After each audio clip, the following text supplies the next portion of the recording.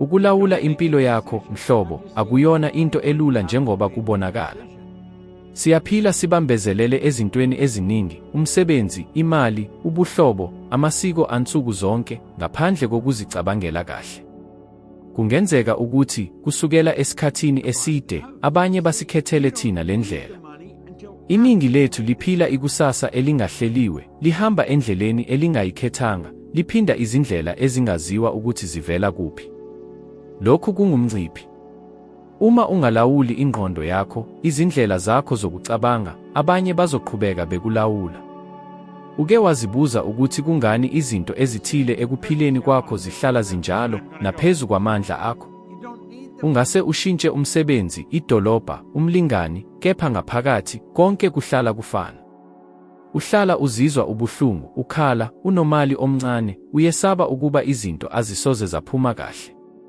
Impendulo isekubeni okungakhulunywa ngakho kakhulu, kodwa okulawula konke, amaparadigm.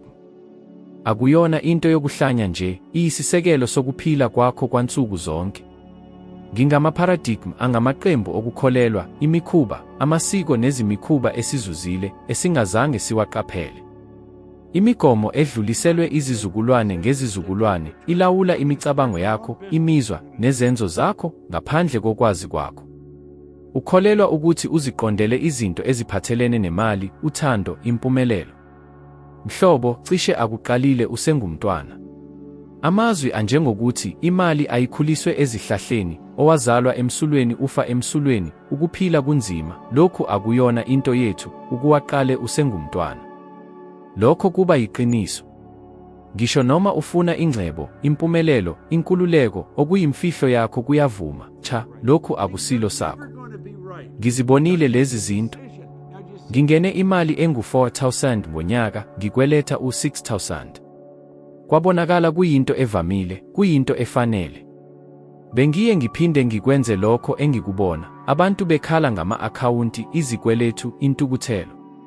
Ngangingene kulo mzungulo. Bengicabanga ukuthi inkinga yayiwumsebenzi, izwe, noma uhlelo. Kodwa inkinga yayingumqondo wami. Bengicabanga ngezikweletu, ngizidonsa njengemginyathi. Bengingaboni amathuba, ngigxile ekusweleni. Kuyathinta ukwamukela. Kusho ukuthi impilo yakho, ngezinkinga zayo, ukudana nokwesaba, yakhiwe ngezindlela ongazange uzikhethe. Kodwa futhi, kumnandi. Ngoba uma umqondo ufundeka, ungabuye uphinde ubukelwe. Qala ngokwazi. Qaphela izindlela, imicabango yakho yokuqala. Uma uzwa ngemali, uzizwa njani? Ubuhlungu, ukwesaba, ucala, ulaka. Lezi zimuzwa azilona isikhathi esibuhlungu nje. Zibonisa umqondo omdala. Uphinda izindlela zabanye. Uma uqhubeka uqhuba ngokuzenzakalelayo, impilo yakho izoqhubeka ihamba emizungwini. Cabanga kangaki uzama ikhosi entsha, ibhizinisi, isifunda, bese uphuma. Kangaki uqale ngentshiseko, ubuyele ekupheleni. Akulona ubuvila, ukungabi nekhono noma inhlanhla. Umqondo wakho, uhlelo olungabonakali noluqinile, ukudlulisela ekwazini, okuphephile, ngisho noma kusho ukuthi awujabule. Ngithi, uzolithatha nini impilo ongazange uyikhethe? Uzolilandela nini umkhondo obhaliwe ngabanye? Awudingi ukuqhubeka. Ungabhala indaba yakho. Kodwa kudinga isibindi. Isibindi sokubhekana nemicabango yakho, ukubheka ngokucophelela ukukholelwa kwakho, ukuhlela kabusha ingqondo yakho. Yenza isifundo, izinsuku eziyisikhombisa, qaphela izenzo zakho zokuzenzakalelayo. Uyaphakama kanjani, udle, uphawule izinkinga, ukhulume ngemali, ngawe? Bhala phansi. Buza, lokhu kuvela kimi noma kuhlelwe kimi? Izimpendulo eziningi zizokumangaza.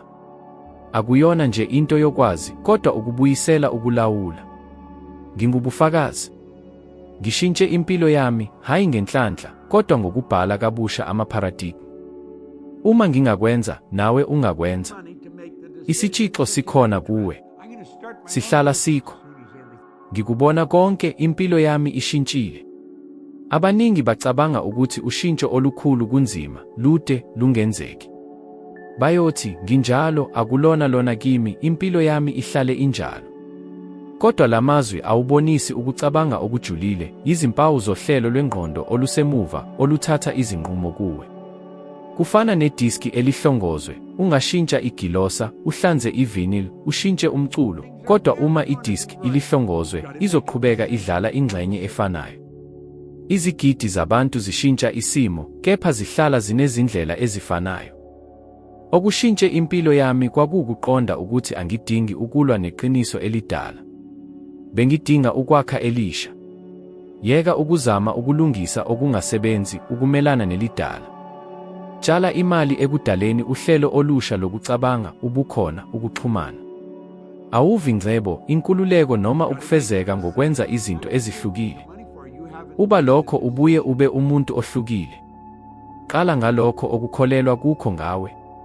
Abaningi bakholelwa ukuthi abafanelanga, abanamakhono, isikhathi, iminyaka, ukuqonda noma inhlanhla. Kodwa lokhu kuyingozi endala. Ngaphandle kokuyishintsha, noma yiluphi umzamo ongaphandle uzoba isikhashana.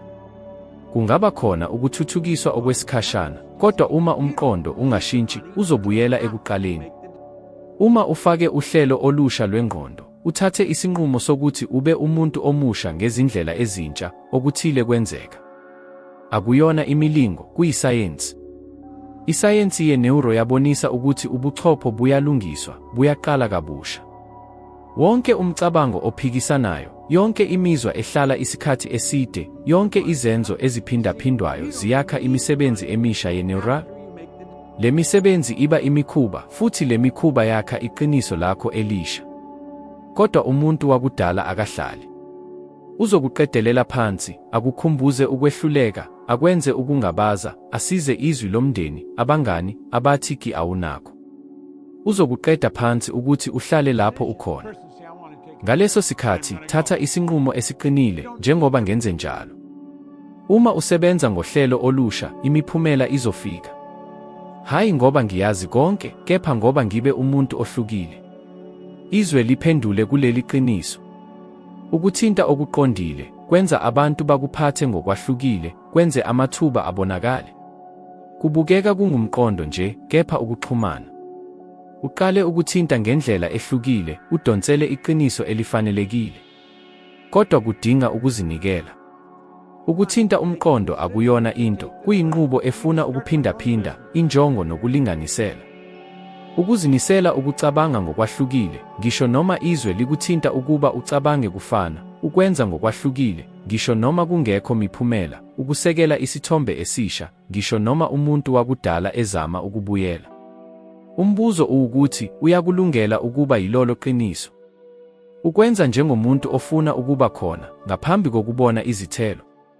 Kungcono kakhulu. Awulindi ukubona ukukholelwa bese ubuka. Umphumela uza ngemuva kwesinqumo. Cabanga ngempilo yakho njengendlela. Ngombhalo ofanayo uzohlala ufika endaweni efanayo. Uma ushintsha umbhalo, ufake igesi entsha, uqalise kabusha izinkomba, uqhube ngenhloso, uzothola izindawo ongazange uzifinyelele. Ungase ube nempilo ongayithandi, kodwa lokhu akuyona into yokugcina. Kuyahluka. Uma ushintsha uhlelo lwakho, indlela ishintsha. Impilo ishintsha. Akekho ohlale ephinda udlule, ngaphandle kokuba akhethe. Manje, unekhetho elisha. Khetha ukubhala kabusha, ukunquma, ukuguqula. Kulokho yonke into iqala. Kukhona iqiniso elithule abaningi abalitholi, izwe aliphenduli intando yakho, izicelo noma ukukhala kwakho, liphendula ukuxhumana kwakho. Kungaba nzima, ngoba sifundiswe ukukholelwa ukuthi umzamo wangempela, amandla enhliziyo nomsebenzi onzima yiwona obhekene nemiphumela. Kodwa awuyona, hayi ngokwedwa. Okunquma lokho okuqalayo yikhuthazo le-energetic elihanjiswayo, elithathwe ngemicabango yakho, imizwa nokuqonda kwakho. Uma udumele, ucineke, ukhathazekile ngemali, izinto ziba zimbi. Amakhawunti amaningi, izinkinga okungalindelekile. Akulona inhlanhla, kuyindlela yokuxhumana. Uthinta ekusweleni, futhi izwe, njengesibuko, libuyisela lokho olikhiphayo. Alihluleli, liphendula nje. Imithetho ebusa izwe iyachwephesha kangangokuba singathumela isikebhe enyakatho futhi sibale owesibili. Akuyikwenzeka uma ziwumqondo nje. Njengoba sisebenzisa le mithetho yokuqamba, singayisebenzisela ukwakha impilo ehluke kakhulu. Kodwa iningi liyawadebesela. Bafuna ukushintsha impilo ngokusebenzisa ukugxeka nokusebenza kanzima, bokudla izindlela zomzwelo wokwesaba, ukungabaza, icala nokuthukuthela. Lezi zimuzwa zidala ukuxhumana okuqalayo okuqalisa izipili zokwengeza lezo zimuzwa. Ngikuzuze lokho ngokutadisha izimiso zengqondo kanye nemithetho yezwe. Konke kuyamandla. Futhi le mandla ahlelelwe ngemithetho, hayi ngezifiso. Akuzukucabanga kangaki okuthile, uma umzimba wakho, ingqondo nokuxhumana kakhulu, umphumela awufiki. Ngisho noma uza okwesikhashana, uyaphuma ngoba awuhambisani. Isayensi ye-neuro iye yabonisa ukuthi imicabango yakho iyakhiqiza i-impulses yombane ebuchophweni. Le miphumela isebenza imisebenzi ye-neural ekhipha izinto zekemikali, ama-neurotransmitters. Lezo zinto zenza imizwa oyizwayo. Imibono iyakhiqiza imizwa, imizwa iyakhiqiza isimo sokuxhumana, futhi lezo zimo ziqamba iqiniso lakho. Akuyona ifilosofi, kuyisayensi. Uma ucabanga njalo ngesikweletu, ukwesaba ukulahlekelwa, ukudana ngomsebenzi, umzimba wakho uzizwa lokhu njengeqiniso futhi uthinta kulelo khuthazo, uqalisa izipili ezivumelana naleso simo sangaphakathi. Ukuthatha isinqumo sokucabanga ngobuningi, ukubonga, ukuzethemba, ukufezeka, ngisho noma kubukeka kuyiqiniso ekuqaleni, ngokuhamba kwesikhathi, umzimba wakho uzizwa lokhu njengeqiniso, futhi izwe lizoqala ukuphendula. Yikho ngithi, awuhoyi lokho okufunayo, udonsela lokho okukhona. Futhi wena ungalokho ozizwa njalo. Akuzukucabanga kangaki okuthile, kubaluleke kakhulu lokho olikhiphayo. Ukuxhumana kwakho kuyisambi yokucabanga, ukuzwa nokwenza, nsuku zonke. Kodwa kukhona iphuzu elibalulekile. Abantu bacabanga, ngizocubungula kahle futhi konke kuzoshintsha. Kepha akuyona into elula kangako. Ukucabanga kahle ngaphandle kokuguqula amaparadigm kufana nokufakelisa ukhuni, kufihlela isikhathi esithile, kepha iphunga libuya. Udinga ukushintsha isisekelo, uhlanze ukhuni lomzwelo oluthinta ekusweleni, ukwesaba, ukucasuka. Ukuhlela kabusha ingqondo yakho ukusekela izithombe ezintsha, amaqiniso amasha, imizwa emisha. Futhi lokhu kudinga ukuqeqeshwa. I-physics ye-quantum ikhuluma ngokuwa kwento yokusebenza. Ngamafuphi, iqiniso libonakala kuphela uma libhekwa. Lokho okuliqondayo ngenhloso liyagcwaliseka. Unamandla amakhulu, kepha usebenza kuphela uma kunokulingana phakathi kwalokho ocabanga, ozizwa futhi okukholelwa ukuthi kungenzeka. Abantu abaningi bafuna ushintsho, kepha baqhuba ngokungabaza. Bafuna ubuningi, kepha badla imicabango yokuthi lokhu ngeke kusebenze kimi. Bafuna uthando, kepha balinde ukuphikiswa. Izwe liphendula ekuxhumaneni okwenyani, hayi injongo engajulile. Isinyathelo sokuqala ukwamukela umthwalo wemfanelo. Yeka ukusola uhulumeni, ukucindezeleka, ubuntwana, umlingani wangaphambili, umqashi. Ngaphandle kokubeka amandla ngaphandle, uzothinta ukungabi namandla, uqalise izizathu eziningi zokuzizwa ungenamandla. Uma uthatha ukulawula, ngisho noma konke okuzungezile kuhlala kufana, okuthile kushintsha. Lesi shintsho sangaphakathi siwukuqala kweqiniso elisha. Uma ushintsha ukuxhumana kwakho, ukubona kwakho kuyashintsha. Uqala ukubona amathuba lapho ubone khona izinkinga, uzizwe ukhona lapho ubone khona ukwesaba, uthathe izinyathelo ezingenziwe ngaphambili. Futhi izwe liyahamba nawe. Uzohlangana nabantu abasha, ube nemibono ongayikaze uyithole, ube ezindaweni ongeke ucabange ngazo. Kepha akukho lutho oluqala ngaphandle, luqala ngaphakathi. Ekuxhumaneni kwakho, insimu yakho yamandla, ingqondo yakho. Umbuzo kuphela ukuthi iyiphi ikhuthazo oyithumele ezweni. Impendulo yakho yonke ikhona. Futhi ushintsho olufunayo luqala lapho. Ungazi konke imithetho yezwe, ufunde izincwadi ezinkulu zokuthuthukiswa komuntu, ubuke zonke izinkulumo, ubhale imigomo, unamathisele amazwi okukhuthaza odongeni, kodwa uma ungenalungiselelo lokusebenzisa lokho oyakwazi, akukho okuzoshintsha. Uguquko lweqiniso aluqali lapho uqonda, luqala lapho usebenza. Sebenza ngokuqhubekayo, ngisho noma ungenalo ifiso, ngisho noma udiniwe, ngisho noma konke okuphakathi kwakho kufuna ukubuyela esimweni esidala. Ngikusho ngokuqiniseka ngoba ngikubone lokhu. Kwakukhona isikhathi lapho ngisuthi ngithola imiphumela, ngithola imali eningi, ngisize abantu, kodwa ngisazizwa ngicindezelwe. Kwakufana nokuthi ingxenye yami isalinde ukukhishwa, njengoba ifuna imvume, ukwamukelwa. Kwaze kwaba ngolunye usuku, ngemuva kokukhuluma, ngaya ehotela, ngedwa, ngazibuka esibukweni. Ngabuza umbuzo owangibhoboza, uyakulungela ukuphila njengoba ukhuluma? Uzinikela noma uyathanda ukuthi kubukeka njani? Lo mbuzo ungibhoboza. Ngabona ukuthi kwakukhona izikhathi lapho ngenza khona. Akuyona kubanye, kimi.